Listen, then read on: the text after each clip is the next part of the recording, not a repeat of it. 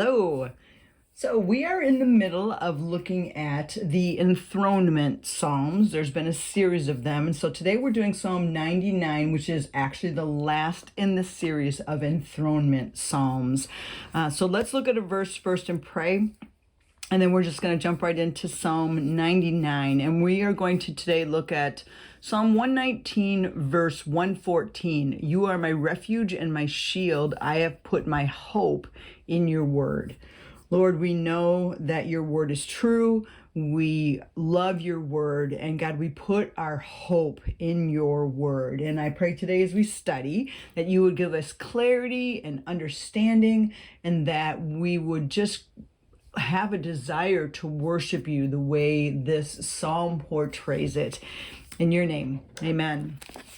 So let's look at Psalm 99.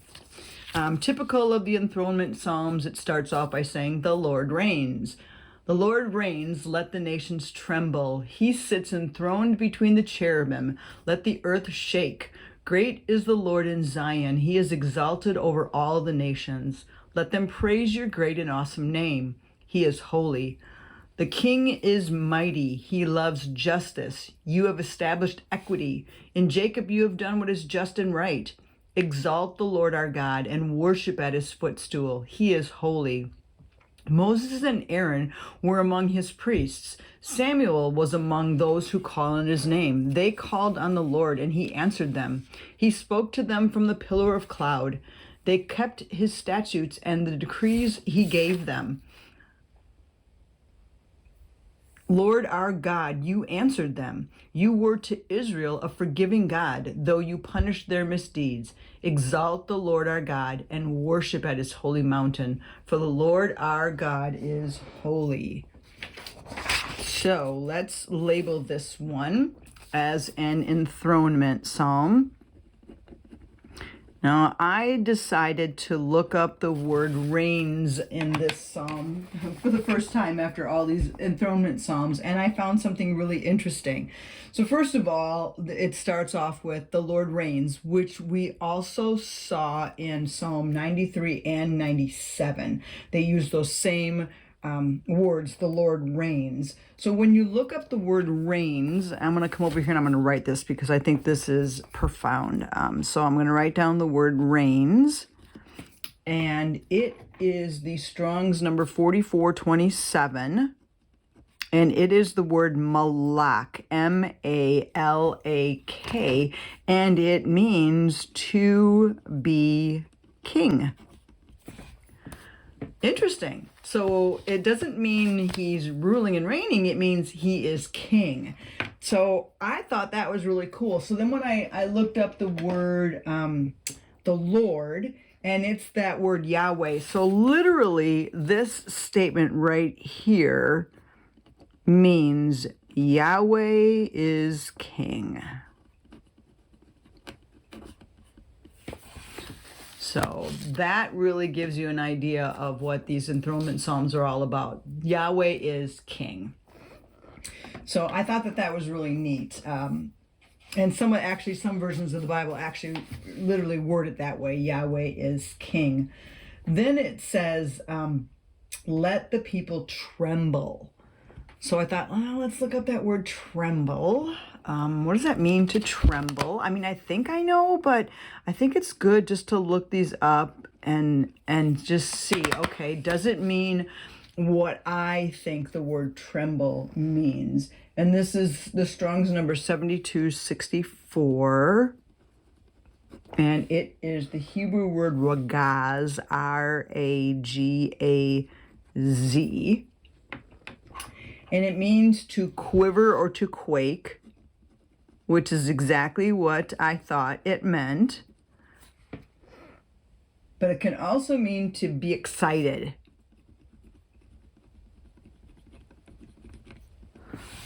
So let the nations quiver and quake. Let the nations be excited. Okay? He sits enthroned between the cherubim. Let the earth shake. So there that is again, this trembling, this shaking, this quivering in the presence of God. So what does it mean, he who sits enthroned between the cherubim? Well, I looked that up and there's several different thoughts here. It could just be a title for God. We call him the Lord Almighty. We call him the one who sits between the cherubim. That could be it. It could reference his actual throne, and that he's sitting on a throne that's surrounded by angels. It could also be a reference to the Ark of the Covenant, when the Ark of the Covenant had angels that were over the mercy seat, and they said the presence of God was right there. So there's several different thoughts on this, and if you look at 2 Samuel chapter 6 verse 2, it says, "He led them to Bala of Judah to bring back the ark of God, which bears the name of the Lord of heaven's armies, who is enthroned between the cherubim." So there's that same thought again. And so that's why a lot of the commentaries just say it's a title for God. So I'm going to put in here 2 Samuel 6:2, just a reference so that if I ever want to, I can go back and look at that. Just to just remind myself it's title for God. So the Lord is king, Yahweh is king. The nations should be trembling and shaking. He sits enthroned between the cherubim. Let the earth shake. Great is the Lord in Zion. He is exalted over all the nations.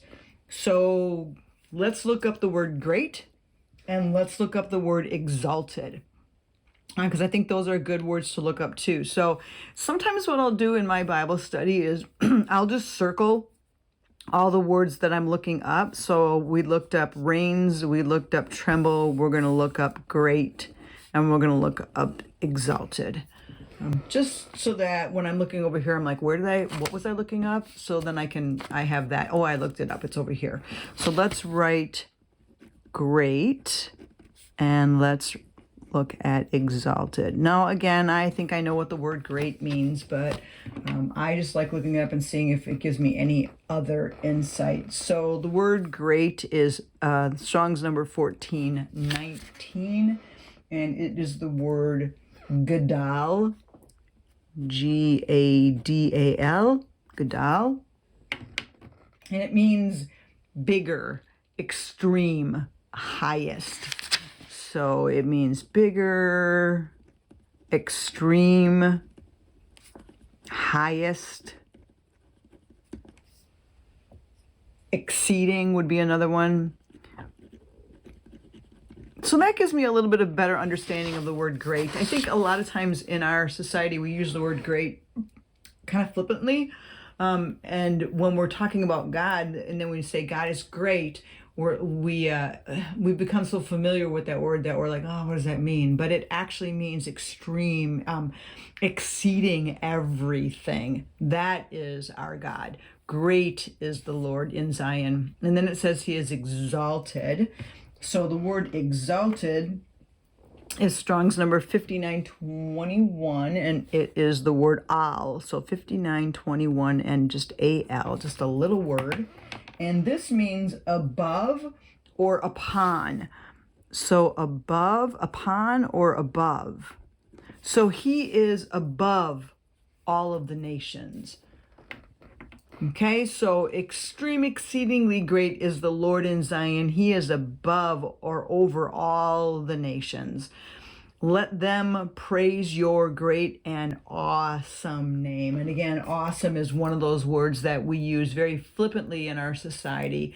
But the word awesome comes from the word fear.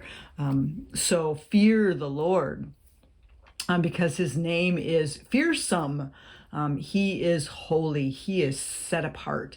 So what a beautiful description of our God. And because that's our God, the earth, the people should be trembling and shaking in awe of God's appearance, is basically what all that is about. Then it says this: the king is mighty. He loves justice. And again, we talked in previous videos about the characteristics of a king, and often we see righteousness, justice, and equity are the characteristics that we often see in these enthronement psalms when we're talking about the king. And here we see it here. The king is mighty. He loves justice. You have established equity in Jacob. You have done what is just, and you have done what is right. And equity is more like in fairness. So these are definitely qualities of our king.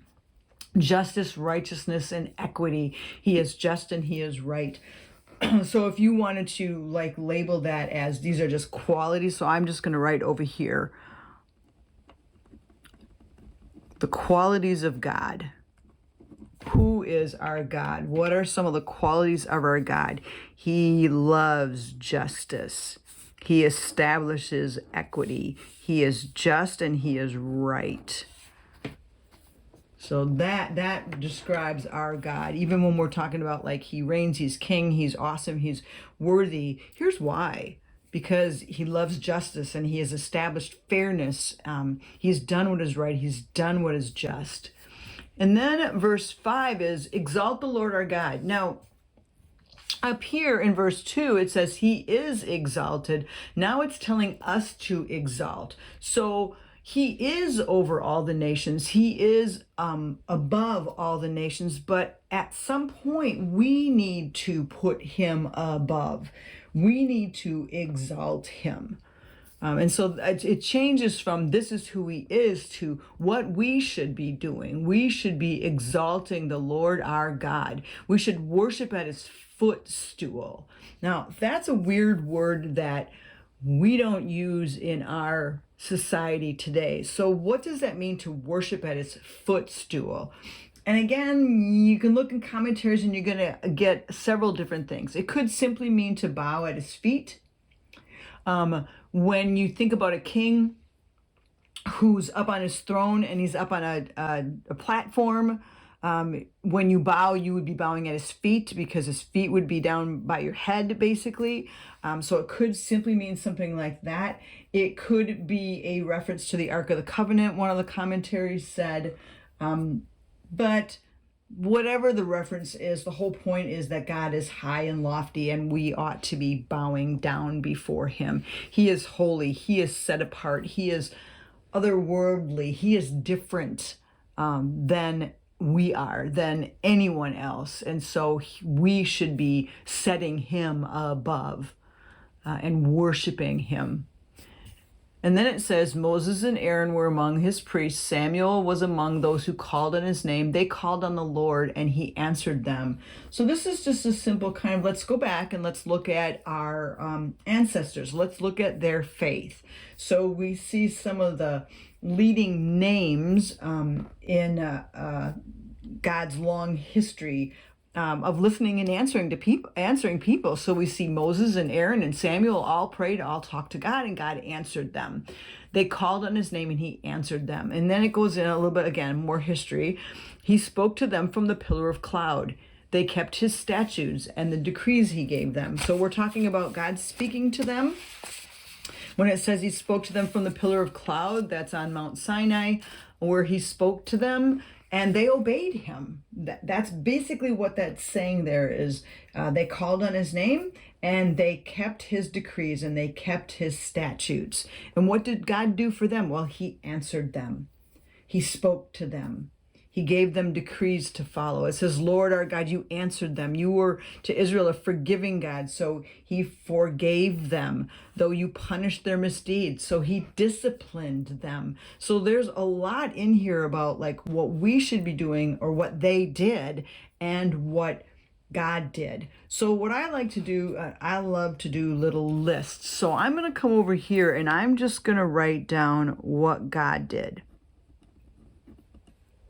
So I'm just going to label it like that, what God did. And then we're going to go back and we're going to look. So starting right in verse 6, it says Moses and Aaron were priests. Samuel was among them. They called on his name. They called on the Lord and he answered them. So that's the first thing I'm going to write down that God did is he answered them.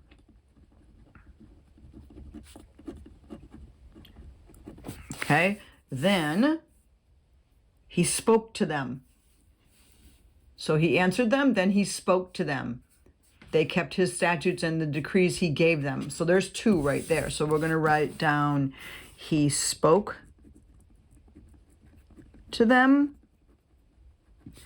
and he gave decrees and statutes that were to be followed. Lord your God, you answered them. You were to Israel a forgiving God, so he forgave them. Though you punish their misdeeds. And so here's a God who disciplines when we do wrong, because he wants us to stay on the right track. So he disciplined them. So I think it's good sometimes to look back and go, what is it that God has done? What is it that God does? And again, we can look at this and say, yes, when we pray, God answers us. God speaks to us. God has given us decrees that we are to follow. He forgives and he disciplines us. And again, a reason to worship him. All of this is to be praised. This is who he is. It's acts of grace and it's acts of punishment, and it all works together for us to be his people and to follow him, right? This is God helping us to understand how to follow him. And then it ends with exalt the Lord our God. And there it is again. Exalt. Put him above. Make him the highest. Exalt the Lord our God and worship at his holy mountain. For the Lord our God is holy. And looking up those words, again, we looked up exalt. And let's look up this word here, exalt, is actually a different word, a different Hebrew word, but it means the same thing. It means to be high or to rise. So again, it's that putting God above. Worship at his holy mountain. For the Lord our God is holy. Yahweh, this is Yahweh, our Elohim. Yahweh our God is holy, is set apart. Yahweh, that covenant-keeping God, the personal name for their God. So beautiful psalm of just worship of let's look at who our King is, the characteristics of our King. Let's look at what our ancestors have done in the past and how they have sought him. And then let's look at what God has done. And again, all reasons to worship our God. So Lord, we come before you as we look at this psalm, and I pray that you would put a sense of awe in us as we read that you are awesome and your name is awesome and you are great and you are to be exalted. And God, I pray that we would bow down before you, that we would worship you, that we would exalt you, put you above everything in our lives, Lord, our thoughts, our deeds, that we would put you above all of that. God, help us to remember who you are, that you are a great God, that you love justice and equity and righteousness, God, and help us to remember what you do, God, that you answer prayers and you forgive and you discipline us because you love us. Lord, we thank you for that. We thank you for the great God that you are. Amen. Well, thank you for joining me for Psalm 99.